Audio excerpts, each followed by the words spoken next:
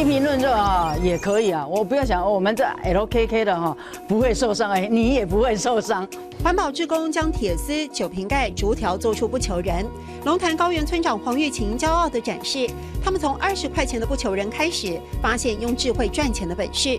这阵子接到环保局的订单，要160个丝瓜烙做 Kitty 猫，这都是牙签、龙眼的那个纸，换成释迦子 ，Kitty 就哭了。很多巧思让人莞尔一笑，而且都是资源回收的材料，喜帖、香烟盒、旧袜子、乐透彩券红包都能再利用。黄玉琴还号召村民收集2万个宝特瓶盖，做出神珠。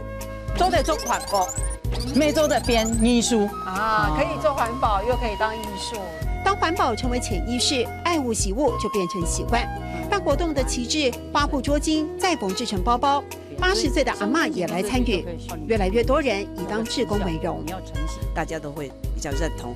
其实我们办什么活动都越来越多人，外村的都来这边当志工哦。对啊，新营外村的都来了。对啊。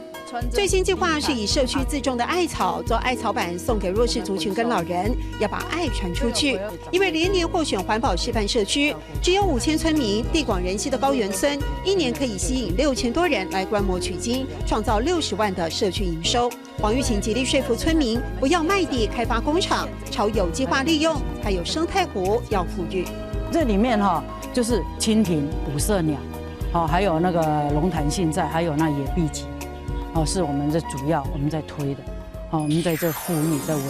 连续3年获选为环保小学堂示范社区，龙潭高原村的愿景是要成为一个有机村，把人照顾好，把地照顾好，创造共存共荣的环境。做得做环保，没做得变艺术；做得做环保，没做得变艺术。